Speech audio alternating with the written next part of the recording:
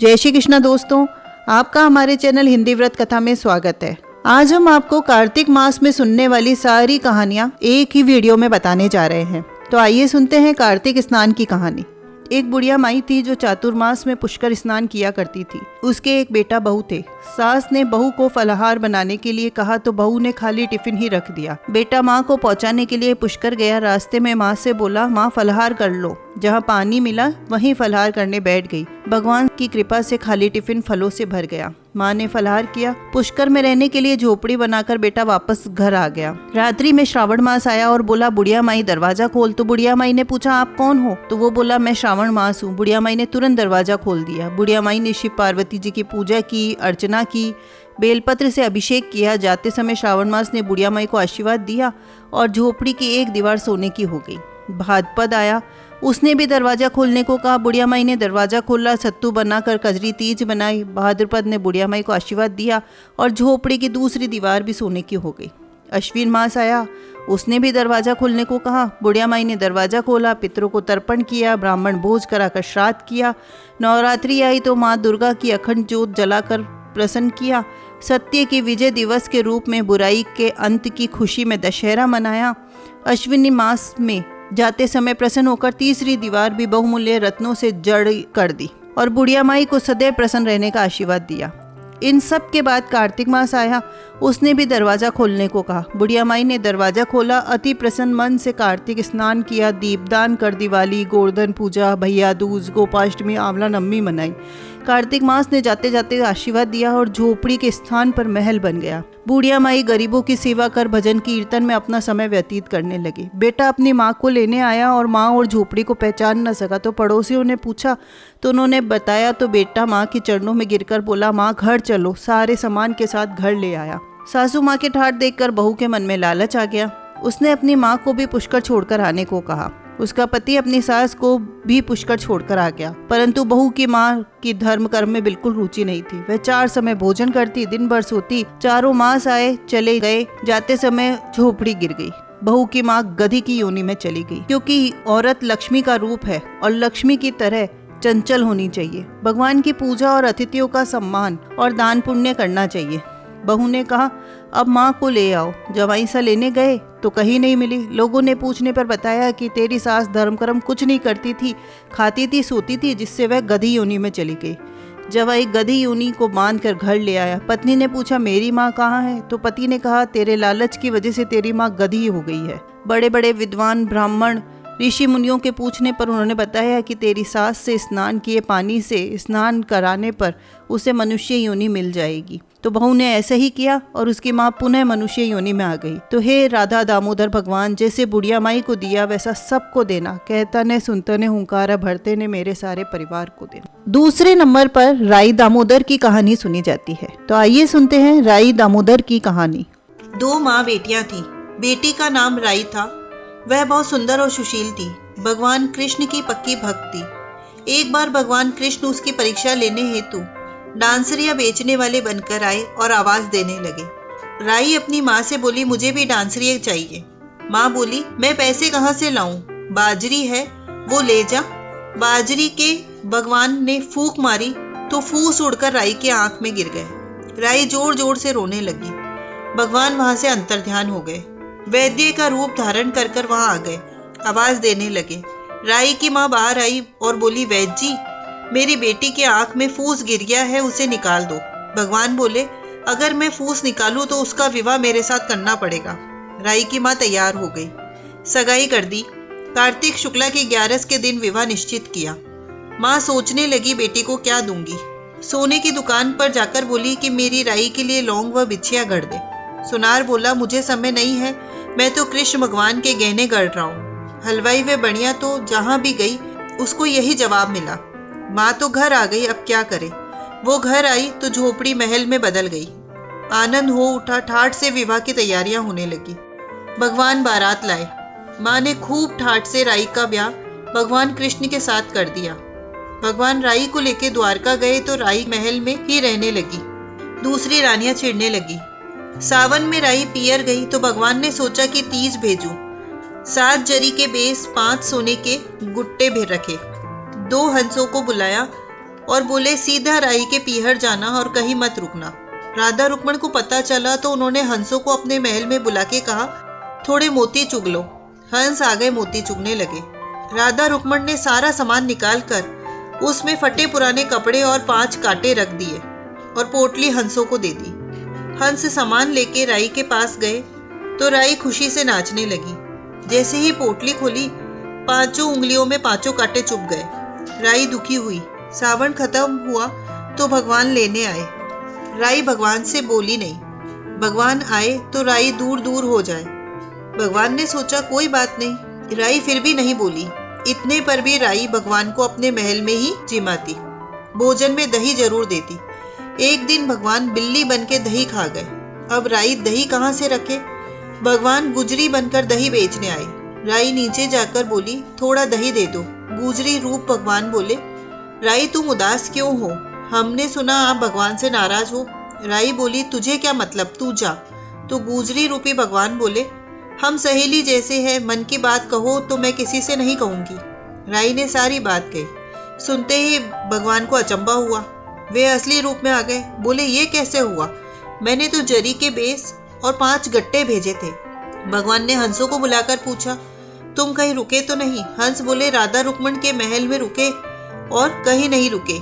भगवान ने राधा रुक्मण को बुलाया और पूछा, आपने ऐसा क्यों किया? तो बोले, आप हमारे महल नहीं पधारे, इसलिए हमने ऐसा किया। भगवान बोले, आप हमको प्रेम से बुलाते तो हम जरूर आते। फिर भगवान बोले, कार्तिक का महीना राई को दूंगा, 5 दिन परसीर्थियां राधा रुक्मण को और 11 सत्यभामा को दूंगा। भगवान ने सबको मान दिया। हे भगवान, राधा रुक्मण राई को मान दिया, वैसा सबको देना। घट्टी को पूरी करना, पूरी को प्राण देना, भूल चूक माफ करना। तो आइए सुनते हैं सीता माता की नितनेम की कहानी। कार्तिक स्नान में सीता माई की नितनेम की कहानी भी कही जाती है। कहा जाता है सीता मैया रोज कार्तिक स्नान के वक्त मंदिर में आके खुद ये कहानी कहती थी। इसे नित्य नियम की कहानी भी कहते हैं। ये कहानी सीता माता कहती थी और इसे श्री राम जी ने खुद सुना था। एक दिन श्री राम भगवान को किसी काम से बाहर जाना पड़ गया तो सीता माता कहने लगी, भगवान मेरे तो 12 बरस का नित्य नेम है, अब आप बाहर जाएंगे तो मैं अपनी कहानी किसे सुनाऊंगी? तो श्री राम जी ने कहा, तुम कुएं की पाल पर जाकर बैठ जाना, वहाँ जो औरतें पानी भरने आएगी उन्हें अपनी कहानी सुना देना। सीता माता कुएं की पाल पर जाकर बैठ गई। एक स्त्री आई, उसमें रेशम की जरी की साड़ी पहन रखी थी, सोने का घड़ा ले रखा था। सीता माता उसे देखकर बोली, बहन मेरा 12 बरस का नितनेम सुन लो। वह स्त्री बोली, मैं तुम्हारा नितनेम सुनूंगी तो मुझे घर जाने में देरी हो जाएगी, मेरी सास मुझसे लड़ेगी। उसने कहानी नहीं सुनी और चली गई। उसकी रेशम जरी की साड़ी फट गई, सोने का घड़ा मिट्टी के घड़े में बदल गया। सास ने देखा तो पूछा कि ये किसका दोष अपने सर लेकर आ गई? बहू ने कहा, कुएं पर एक औरत बैठी थी, उसने कहानी सुनने के लिए कहा लेकिन मैंने नहीं सुनी, जिसका यह फल मिला है। बहू की बात सुनकर अगले दिन वही साड़ी और घड़ा लेकर सासू कुएं की पाल पर गई। सास को वही माता सीता बैठी मिली। माता सीता ने कहा, बहन मेरी कहानी सुन लीजिए। सास बोली, एक बार छोड़, मैं तो 4 बार कहानी सुन लूंगी। सीता माता ने कहानी कहनी शुरू करी। राम आए, लक्ष्मण आए, देश के पुजारी आए, नित नेम का नेम लाए, आओ राम बैठो राम, तपी रसोई जीमो राम, माखन मिश्री खाओ राम, दूध पताशा पियो राम, सूत का पलका मोठो राम, शाल दुशाला ओढ़ो राम, जब बोलूं जब राम ही राम, राम सवारे सबके काम, खाली घर भंडार भरेंगे, सबका बेड़ा पार करेंगे, जय राम जय शिया राम। सास बोली, बहन कहानी तो बहुत अच्छी लगी। कहानी सुनकर सास घर गई तो साड़ी फिर से रेशम जरी की बन गई, मिट्टी का घड़ा फिर सोने के घड़े में बदल गया। बहू कहने लगी, सासू माँ आपने ये सब कैसे किया? तो सास ने कहा, बहू तू दोष लगा के आई थी, मैं दोष तार कर आई हूँ। बहू ने फिर पूछा कि वो कुएं वाली स्त्री कौन थी? तो सास बोली, वे सीता माता थी, वे पुराने से नया कर देती है, खाली घर के भंडार भर देती है, लक्ष्मी का वास घर में कर देती है, आदमी की जो भी इच्छा हो उसे पूरा कर देती है। बहू बोली कि ऐसी कहानी मुझे भी सुना दो। सास बोली, ठीक है तुम भी सुनो। सास ने कहानी शुरू की। राम आए, लक्ष्मण आए, देश के पुजारी आए, नितनेम का नेम लाए, आओ राम बैठो राम, तपी रसोई जीमो राम, माखन मिश्री खाओ राम, दूध पताशा पियो राम, सूत का पलका मोठो राम, शाल दुशाला पोठो राम, शाल दुशाला ओढ़ो राम, जब बोलूं जब राम ही राम, राम सवारे सबके काम, खाली घर भंडार भरेंगे, सबका बेड़ा पार करेंगे, जय श्री राम जय जय राम, जय श्री राम जय जय राम। कहानी सुनकर बहू बोली कि कहानी तो बहुत अच्छी है। सास ने कहा ठीक है, इस कहानी को रोज कहा करेंगे। अब सास बहू रोज सवेरे उठ के नहाती धोती, पूजा करने के बाद नित नेम से सीता की कहानी कहती। एक दिन उनके यहाँ पड़ोसन की औरत आई, बोली बहन जरा सी आँच देना। तो वह बोली आज तो अभी हमने जलाई ही नहीं। पड़ोसन ने कहा कि तुम सुबह 4 बजे से उठकर क्या कर रही हो? उन्होंने कहा सुबह उठकर हम पूजा करते हैं, सीता माता की नित्यनेम की कहानी कहते हैं। पड़ोसन ने उनकी बात सुनी तो कहा सीता माता की कहानी से तुम्हें क्या मिलता है? वे बोली कि इस कहानी से घर के भंडार भर जाते हैं, सारे काम सिद्ध हो जाते हैं, मन की इच्छा पूरी होती है। पड़ोसन कहती है बहन तेरी कहानी मुझे भी सुना दे। वह बोली ठीक है, तुम भी ये कहानी सुन लो। सारी कहानी सुनने के बाद पड़ोसन कहने लगी बहन कहानी तो मुझे बहुत अच्छी लगी। अब वह पड़ोसन भी नित्य नेम से सीता मैया की कहानी कहने लगी। कहानी कहने से सीता मैया ने पड़ोसन के भी अन्न के धन के भंडार भर दिए। पूरे मोहल्ले में नित्यनेम की कथा चल पड़ी, हर किसी की मनोकामना पूर्ण होने लगी। तो बोलिए सीता मात की जय हो। हे सीता मैया, जैसे आपने उनके भंडारे भरे वैसे भी आप हमारे भी भंडारे बनना, कहानी सुनने वालों के भी और कहानी कहने वालों के भी। तो बोलिए सीता मैया की जय हो। तो आइए सुनते हैं इल्ली और घुन की कहानी। एक इल्ली और घुन था। इल्ली बोली आओ घुन कार्तिक नहाए। तो घुन बोला तू ही नहा ले, मैं तो नहीं नहाऊंगा। बाद में इल्ली तो राजा की लड़की के पल्ले लगकर चली गई और कार्तिक नहाती रही और घुन नहीं नहाया। कार्तिक उतरते ही दोनों मर गए। बाद में इल्ली ने कार्तिक नहाने के कारण राजा के घर जन्म लिया और घुन राजा के घर गधा बना। राजा ने बेटी का विवाह का सावा निकलवाया। बेटी ससुराल जाने के लिए विदा होने लगी तो बेटी की बैलगाड़ी रुक गई। राजा रानी बोले कि बैलगाड़ी क्यों रुक गई है? बेटी तुझे जो चाहिए मांग ले। लड़की बोली ये गधा मुझे चाहिए। वह बोले यह क्या मांगा? यह मत ले, चाहे धन दौलत ले जा। परंतु वह नहीं मानी और कहा मुझे तो यही गधा चाहिए। और वह गधा रथ के साथ बांध दिया। जब गधे को साथ बांध दिया तो वह फुदक फुदक कर भागने लगा। लड़की महल में जाने लगी तो उसे सीढ़ी के नीचे बांध दिया। जब सीढ़ी उतरने लगी तो गधे ने कहा लड़की थोड़ा पानी पिला दो। तो लड़की ने कहा मैंने पहले ही कहा था काती ना ले, तब तूने कहा कि मैं तो बाजरा खाऊंगा, ठंडा ठंडा पानी पीऊंगा। उनकी आपस की बातें दौरानी जेठानी ने सुन ली तो देवर को सिखा दिया कि तुम क्या जादूगरनी लाए हो जो जानवरों से बातें करती है? तो वह बोला कि कानों सुनी नहीं मानता, आंखों देखकर मानूंगा। दूसरे दिन वह छुप कर बैठ गया। देखा कि रानी महल से नीचे उतरी। गधा फिर वही बात बोला। रानी ने जवाब दिया। जब राजकुमार बोला रानी तू जानवरों से बातें कर रही है, तू बता दे नहीं तो तलवार से मार दूंगा। रानी ने कहा औरत का भेद मत पूछो। तो राजा ने कहा मैं तेरा पूरा भेद लूंगा।